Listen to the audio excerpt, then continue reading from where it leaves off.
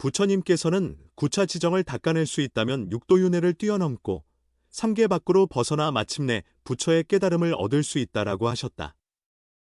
얼핏 들으면 신비롭게 들릴 수도 있지만 사실 이 말씀은 불교 수행의 핵심 정수를 보여준다. 그 핵심은 다름 아닌 선정이다. 선정은 그저 앉아서 멍하니 있는 것이 아니라 마음을 맑고 고요하게 가다듬는 방법이며 우주 근원의 문을 여는 열쇠이기도 하다. 왜 선정이 지혜와 해탈에 이르는 다리로 불리는지 알아보자. 선정은 몸과 마음을 편안히 해주거나 스트레스를 푸는 단순한 수단이 아니다. 불교에서는 인생에 온갖 괴로움이 있다고 본다. 예를 들어 생로병사, 사랑과 집착, 원하는 것을 이루지 못함 같은 여러 고통들이 있다. 이 고통의 뿌리는 어디에 있을까? 불교에서는 죄부 대상에 대한 집착이라고 말한다. 우리는 늘 온갖 욕망과 감정에 끌려다니면서 기분 좋았다가도 사소한 일로 낙담한다. 마음이 마치 바람에 날리는 나뭇잎처럼 휘청거려서 결코 가라앉지 못한다. 선정의 역할은 이 날아다니는 나뭇잎을 땅 위에 고요히 내려앉게 하는 것과 같다. 즉 내면이 맑고 평온해지도록 돕는다. 선정이 왜 중요할까? 불교에서는 정정이 있어야 해가 생긴다고 한다. 마음이 갈팡질팡하며 온갖 생각에 휩싸여 있으면 아무리 똑똑한 사람이라도 바른 판단을 하기 어렵다.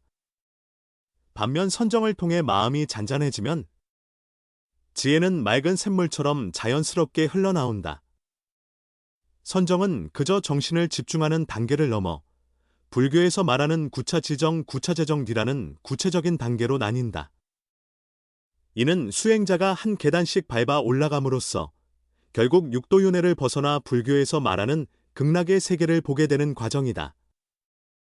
다시 말해 이 구차지정을 완전히 터득한다면 인생의 모든 괴로움에서 벗어날 뿐 아니라 전혀 다른 차원의 세계까지 볼 수 있다는 것이다. 그렇기에 선정은 지혜에 이르는 수행의 길이자 번뇌에서 벗어나는 실용적인 방법이기도 하다.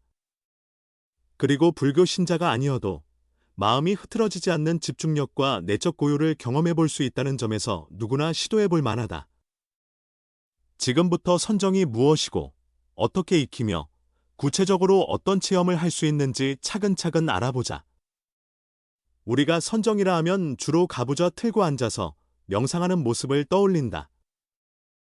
하지만 선정의 진짜 의미는 단순한 휴식이나 멍때림이 아니다.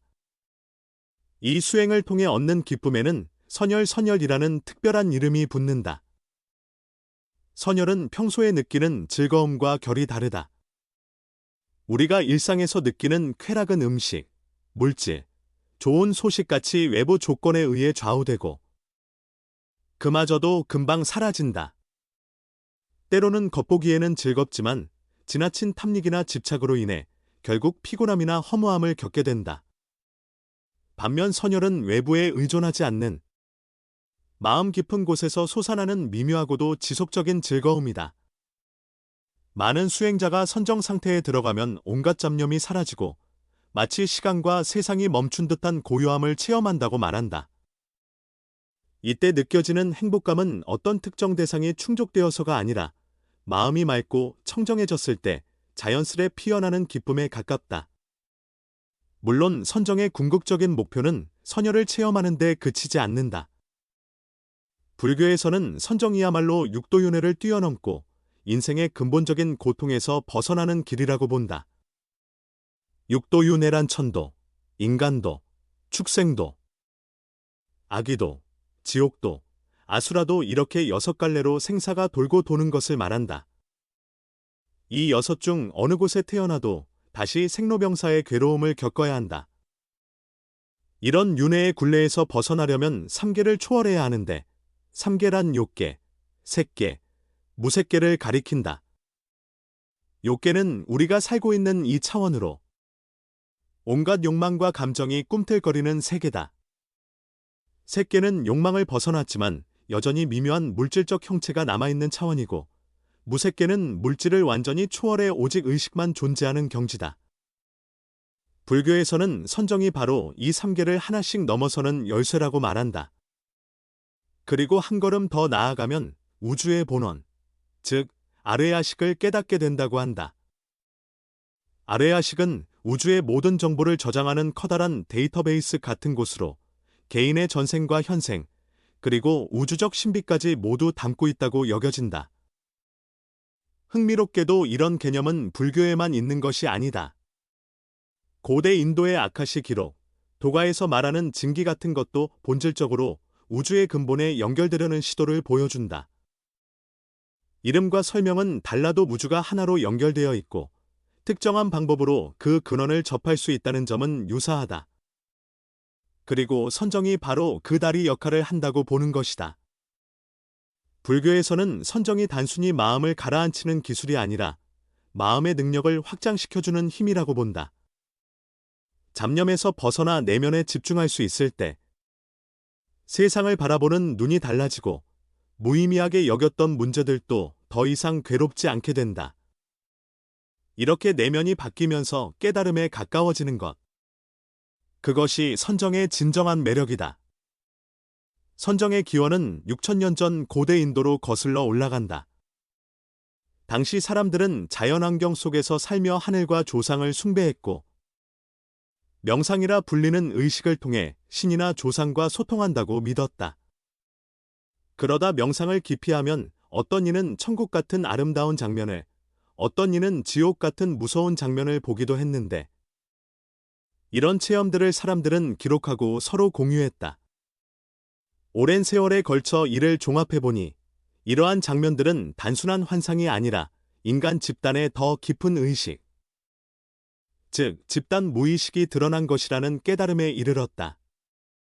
불교가 말하는 육도윤회 역시 이렇게 명상 속에서 반복적으로 나타난 다양한 존재 상태를 토대로 확립된 것이다.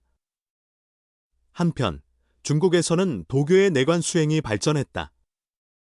고대 전설 속에서 황제가 광성자에게 장생불사의 비법을 물었을 때 광성자는 눈과 귀를 외부 세상에 뺏기지 말고 내면의 근원에 집중해야 한다는 식의 조언을 했다고 한다. 이는 눈에 보이는 유혹이나 귀에 들리는 소음에 흔들리지 않고 마음을 고요하게 바라보아야 한다는 뜻이다. 도교의 내관 수행은 결국 몸과 마음을 하나로 모으는 방법이며 불교의 선정과도 비슷한 점이 많다. 불교가 중국에 전래되면서 빠르게 뿌리를 내린 이유 중 하나도 도교와 상당 부분 맞닿아 있었기 때문이다. 불교에서 말하는 육도윤회는 도교의 음양오행과 생사윤회의 사상과 통하는 부분이 있고 양측이 모두 마음을 닦아 궁극적 진리에 이르는 길을 강조하기도 했다. 도교는 장수를, 불교는 해탈을 추구하지만 내면을 닦는다는 공통 기반이 서로 잘 융합될 수 있었던 것이다. 불교는 세상의 모든 존재 상태를 3계라고 부른다. 3계는 곧 우리가 지각하고 체험하는 모든 차원을 말한다. 가장 낮은 차원인 욕계는 욕망에 끌리는 세계다. 우리가 속한 곳으로 온갖 감정과 욕망에 좌우된다.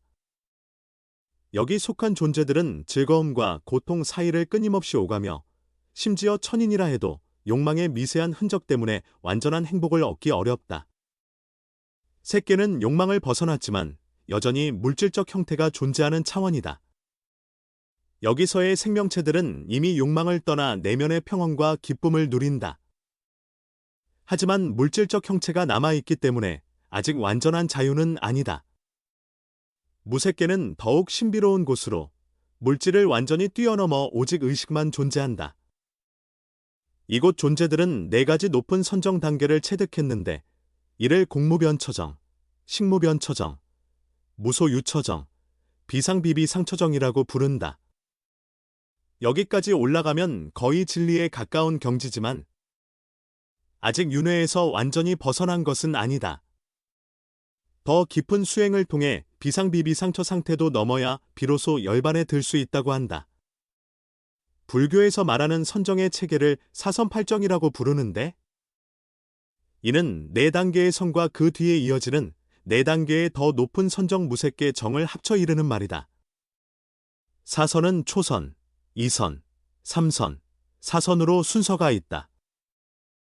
초선에서는 욕계의 시끄러운 마음이 잦아들고 새로운 차원의 기쁨과 차분함이 생긴다. 이선에 이르면 마음이 한층 더 깊이 집중되고 지혜가 깨어난다. 삼선에서는 기쁨조차도 잔잔해지고 더 깊은 고요와 만족이 스며든다. 사선에 이르면 마음이 물결 한 점 없는 호수처럼 잔잔해진다. 팔정은 이 사선을 넘어서 무색계로 들어서는 내 선정 단계를 가리킨다. 공무변처정은 의식이 무한한 공간에 퍼져나가는 듯한 느낌, 식무변처정은 그 의식 자체의 광대함을 체감하는 단계, 무소유처정은 모든 존재에 대한 집착을 내려놓아 모든 것이 비어있다는 걸 깨닫는 경지, 비상비비상처정은 존재와 비존재를 초월한 미묘한 의식 상태다. 이 경지에 머무르는 것도 결국은 윤회의 영역이지만 불교에서는 이것이 열반에 가장 근접한 자리라고 한다. 선정을 체계적으로 닦아가는 과정은 단계별로 다른 특징을 보인다. 처음에는 수행에 막 입문했을 때처럼 온갖 생각이 정신을 어지럽히고 앉아 있으려고 해도 내일 뭐 먹지? 일이 잘 풀릴까? 같은 잡념들이 끊임없이 올라온다. 이는 당연한 현상이다. 우리 마음이 늘 바깥 자극에 익숙해 있었기 때문에 한순간에 잠잠해지기 어렵다. 따라서 초심에는 의지력을 발휘해 호흡이나 몸의 감각에 주의를 돌리는 연습을 한다. 시간이 흐르면 점차 마음이 한 곳에 머무는 시간이 길어진다. 자세나 호흡도 익숙해져서 앉는 게 그리 불편하지 않게 된다. 이 시기에는 집중력이 안정되지만 여전히 미세한 잡념과 외부 방해가 완전히 사라지지 않는다. 어느 순간 선정에 한 발 더 들어가면 더 쉽게 집중 상태에 들어갈 수 있다. 몸과 마음이 자연스럽게 고요해지면서 전보다는 한결 편안하고 안정적으로 앉아 있을 수 있다. 그러다 미도지선이라 불리는 상태에 가까워지면 몸의 존재감이 희미해지거나 순간적으로 몸을 벗어난 듯한 느낌을 받기도 한다.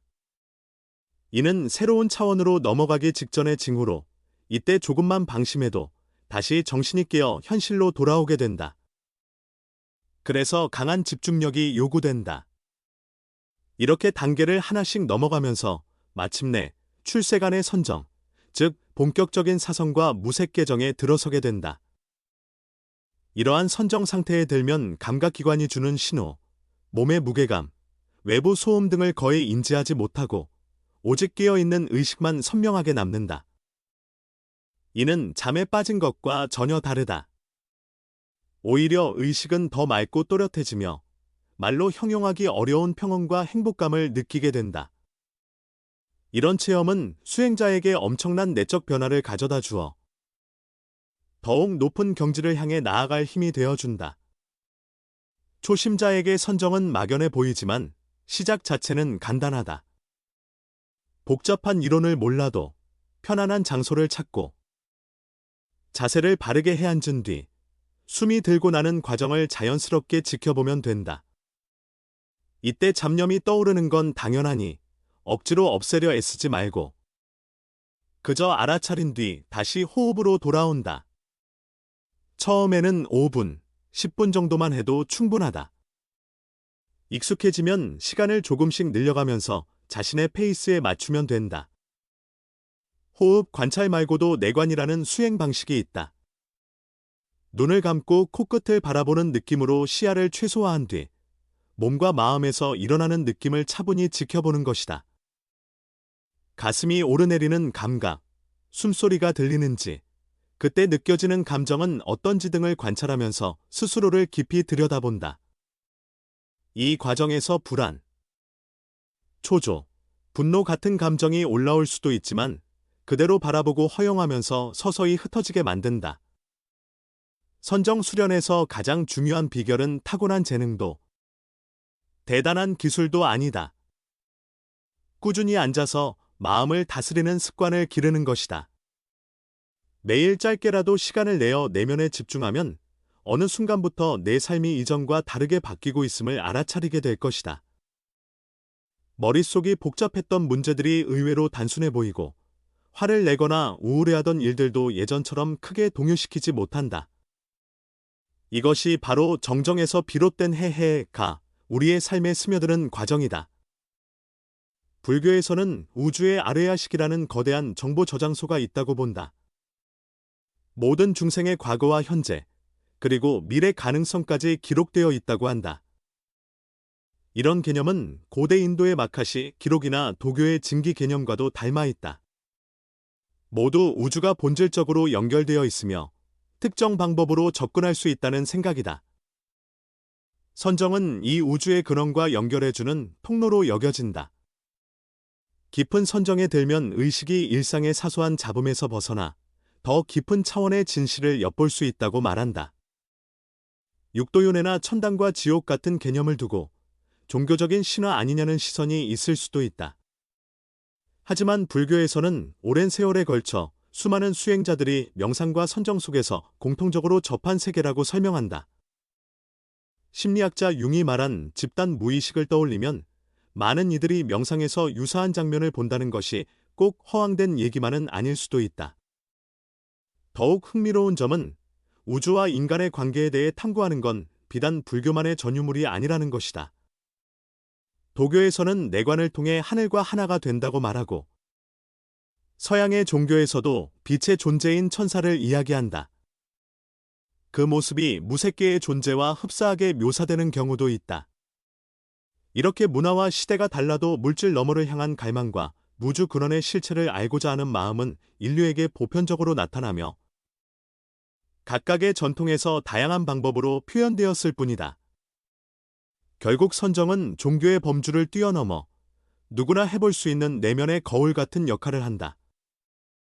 스스로를 차분히 들여다보고 마음속에 떠오르는 온갖 감정과 생각을 바라보는 동안 우리는 내면에 잠재된 힘과 지혜를 발견하게 된다. 게다가 규칙적으로 선정 수련을 하면 스트레스가 줄고 집중력이 좋아지며 신체적 컨디션도 좋아진다는 연구 결과도 있을 정도다.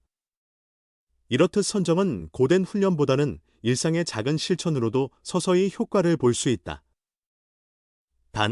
단기간에 완전히 번뇌가 사라졌다 하는 식의 기적을 기대하기는 어렵다. 마치 씨앗을 심고 매일 물을 주듯 시간을 들여 꾸준히 마음을 돌보는 과정에서 어느 날 문득 마음이 전보다 훨씬 잔잔하고 안정되어 있음을 알아차리게 된다. 그리고 그때 비로소 더 큰 깨달음으로 나아갈 수 있는 준비가 된다. 불교에서는 우리가 얻은 배움을 삶에 실천해야 비로소 진정한 가치가 생긴다고 한다. 선정도 마찬가지다. 매일 짧게라도 호흡에 집중해보는 습관을 들인다면 그 작은 시도가 쌓여 조금씩 내면의 변화가 일어날 것이다. 이렇게 한 발씩 전진하다 보면 어느 순간부터 내가 바라보는 세상이 훨씬 부드럽고 너그러워졌음을 느끼게 된다. 그 과정에서 불법의 지혜 또한 자연스럽게 내 삶에 스며든다. 오늘 이야기의 핵심은 결국 마음을 닦는 힘이 우리 자신을 치유하고 또 더 높은 깨달음으로 이끌어준다는 것이다. 만약 이 말씀이 조금이라도 마음에 와닿는다면 지금 이 순간부터 잠깐이라도 가만히 앉아 호흡을 살펴보는 건 어떨까? 그 짧은 시간이 당신의 내면에 평온의 씨앗을 심어줄 것이고 그 씨앗은 언젠가 더욱 큰 꽃으로 피어날 것이다. 시청해 주셔서 감사하다. 부처님의 지혜가 여러분께 평온과 힘을 주길 바라며 매일의 작은 선정 수련으로 더 나은 삶을 찾아가길 기원한다. 다음에 또 만나요.